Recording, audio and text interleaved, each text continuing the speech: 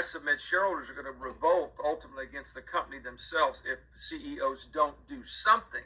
You can't sit by and allow your company to get raped and do nothing. Okay, that's a breach of your fiduciary duty. Figure out how the company's been harmed, and typically a good portion of that harm occurs by virtue of injecting these shares and this false information into the marketplace. It's really simple. It's supply and demand. If you're injecting artificial supply into the marketplace on a given day, company trades 1 million shares, and you're going to make sure it sells 3 million shares, but 2 million of it sold electronically and nothing's delivered, well, of course the stock's going to go down. I'm going to do these cases because it's financial fraud on America, it's financial terrorism on America, it's financial terrorism on the world until I frigging die. Okay, so it's just that simple. It's an Alamo kind of deal with me, like it is with John Berta. Okay, so come and take it. Okay, because basically we're not quitting unless I'm in a box. Okay, so that's kind of how we feel about it.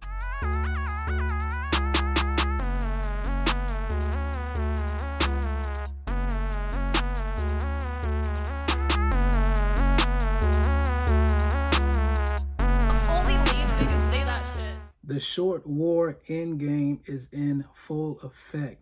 You guys have heard me constantly preach about toxic lending within Muln Automotive Company, illegal trading activities, so much manipulation and price suppression going on behind the scenes against the company. These 4 gentlemen here today, Wes Christian, John Berta, Mark Basile, and Roger Hamilton, will be laying down the game plan for CEOs and companies out there. So listen up, grab some coffee, Red Bull, whatever you need to do, because there is a lot of great information in this video. Be sure to hit that like button and subscribe if you're new, and share this video like wildfire so that a lot more retail investors can get this information. And when we get involved in a case, it's more because of the financial turmoil that bad financing transactions have caused. And what I mean bad financial turmoil, it's not that the companies don't get the money. It's that the lending documents or the investment documents themselves violate either state or federal law. And the harm that it causes is it trickle down into the shareholders, because the shareholders are the one that suffer. And we believe that at least 50%, if not more, of the illegal naked short selling and market manipulation stem from these bad financing deals, because all these financing deals deal with some sort of stock conversions at discounts to market, Rule 144 holding periods over a 180-day period. Everybody knows the stock is going to come and hit the market, so it fosters an environment for these very astute hedge funds and broker dealers to go in and start possibly legally shorting the stock, and then when they see how much they're able to drive the price down, some participate in illegal short. It absolutely is, because it guarantees them repayment on the loan. They can keep converting. It's called a death spiral. You can Google death spiral funding. A lot of companies, whether you're a NASDAQ, New York Stock Exchange, there's some sort of kicker in the most financing agreements that allow them to keep adjusting and converting discounts against the current market value. So you could have a dollar trading price, and after a couple of conversions, they apply their discounts. You're down to 50 cents. Well, now they can apply their discounts to the 50-cent stock price, and they just keep taking part of their loans and keep driving the price down. But for our conversation, we've always recognized that the brokers who represent the lenders are in a position to jump out into the market before the stock is available, before the lender converts it. And that becomes a hotbed for market manipulation. All their friends, all the brokers know, because it's public filings when you take these kind of transactions, that the stock is going to hit the market 6 months from the date the transaction signed, because these guys aren't going to wait. They have no intent of investing in the company.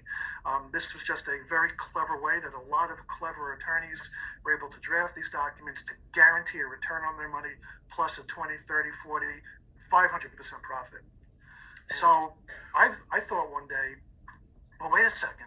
So for the companies that have already been victimized by this, how do they get their money back? How do the shareholders get the relief? How do they get their equity back? So fortunately, there's a federal statute called RICO, and one of the RICO aspects is the collection of an unlawful debt, and that threshold is 50%. So if it's more than 50%, you have a RICO claim, which means you can bring a RICO claim. It's a much simpler RICO type of claim than what West deals with. West deals with very complicated RICO claims. So ours is very simple. You have an enterprise, it's engaged in unlawful lending. You have a manager of the enterprise or a couple of managers of the enterprise. They're responsible because they direct the enterprise. You sue everybody on that side of the V. And we just had another halfway landmark decision where we we beat back a motion to dismiss by a toxic convertible note lender on a RICO claim, allowing us to move forward on the RICO claim. Well, obviously that convertible note lender settled very quickly with our client. Give everybody a 30-second education. The Depository Trust Corporation, holds in street name, as we call it, the shares for most brokers, right? So that has an audit trail. So that's one set of data we look at. That's share intel. Then there's another set of data for ex-clearing, okay? Well, you can't get ex-clearing information, in the public domain, but we believe there's more going to ex-clearing than there used to be. So that's another place that shares are undelivered shares go, in our view. There's also fails abroad in Canada. Most of the entities in New York have corresponding subsidiaries in every major country in the world. So Canada, London, other places. So what we're finding is the number of shares coming from other countries is staggering. I'm going to give the audience something to go look at. Go look at EU number 9092014, which is a mandatory buy-in rule, okay, for the Europeans. There's a petition that was filed in 2022 by a group of Germans. It's petition number 0775/2022. It involves all EU countries. It's basically saying, hey, you people in the European Union have to stop these fails to deliver. If you go look up, and I encourage every listener to go look up, you can get it, it's publicly available, at least now, in some form. I'm not saying it's accurate, but it seems to be accurate because it's being published by the regulators or by the clearing firms. Go look up what Clearstream has as fails. Go look up what Euroclear has as fails. You're going to see it's massive. The number ranges from 27 trillion to hundreds of trillions, okay, depending upon how you calculate it. So what we believe is going on, and we're in the process of looking at, we know many clients that we have, I'm not going to get into detail, are having shares originate over there in European countries.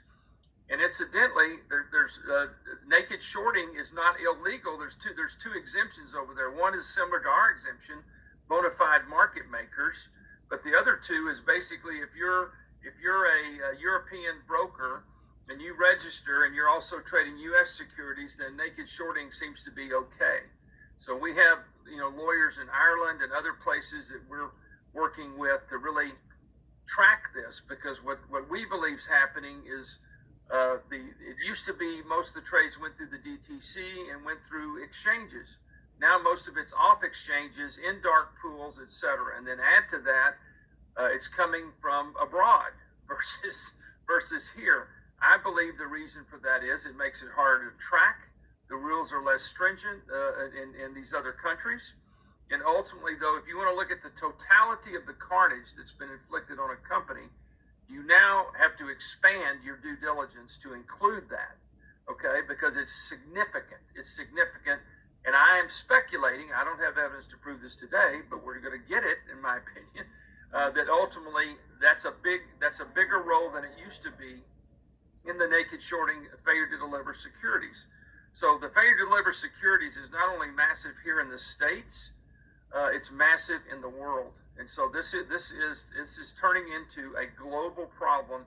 It came to light for me back in 2014 when if you're a NASDAQ company, every 2 weeks you get a short report that's generated by NASDAQ.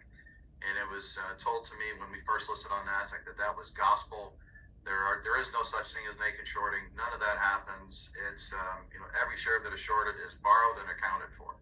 Well, we went from 3.2 million shares short on October 1st to 1.2 million shares short on October 15th. And it was just an impossibility that every share bought was a buy to cover, because in that time period there was only about 1 million shares traded in our stock to begin with. So I called up my NASDAQ rep and I had them basically look at FINRA, and FINRA came back and said, well, the 2 million of those shares were moved offshore. They're still short, but they're not in our purview anymore, so therefore we can't report them. And I'm like, okay, so what you're telling me is that there's 2 million shares that exist offshore that nobody knows about other than me and FINRA.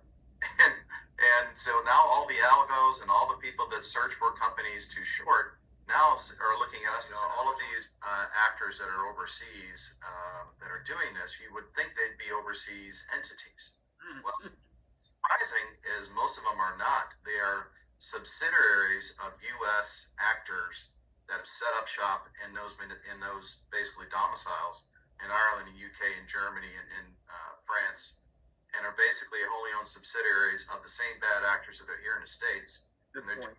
there because the regulations allow you to naked short. Yeah. So that dynamic that the SEC knows about and FINRA knows about is not being talked about at all, and it's not being policed whatsoever. Each company's got to decide that. I submit there are good bankers out there. There are good people to invest with. We have a list of bad guys we've accumulated over the last 22 years. It's a pretty lengthy list. My suggestion is, I say a company has a fiduciary duty, the board has a fiduciary duty to the company to investigate this. We've written on this. Alan Pollack has written an extensive memo on this. It's a fact. So I submit shareholders are going to revolt ultimately against the company themselves if CEOs don't do something. You can't sit by and allow your company to get raped and do nothing. Okay, that's a breach of your fiduciary duty. First grade law school. So I think they have to do something. Then the question is, what is that? And what's happened in this space is it's become much more complex to do the due diligence because the bad guys are getting smarter. And frankly, I don't think the regulators are helping us. I'm not saying they're helping the bad guys, but they're certainly not helping us. So at the end of the day, I will tell you that let's just take, MMTLP and John Bird and his group. What I expected to accomplish in 2 or 3 months is going to probably take twice that long. And John's in that with me and his partners, because we're getting stalled at every angle, including some other things that we used to get, customarily.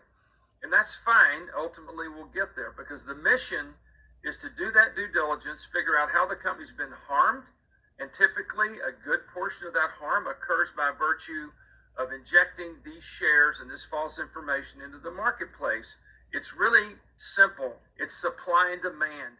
If you're injecting artificial supply into the marketplace on a given day, company trades 1 million shares and you're going to make sure it sells 3 million shares, but 2 million of it sold electronically and nothing's delivered, well, of course the stock's going to go down. So I think the company, to uphold its fiduciary duty, but also figuring out how they can survive, needs to align itself with good financiers. They need to be proactive. They need to be tracking their shares daily.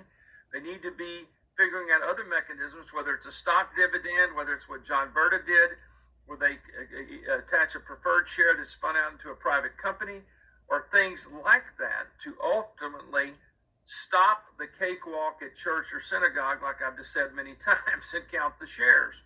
And you're going to be shocked. If you look at the contingent liabilities on the balance sheets of all the prime brokers worldwide, if Congress did that and audited that, it would shock their conscience. Go. Blessed in abundance. Look who raised from the dungeon.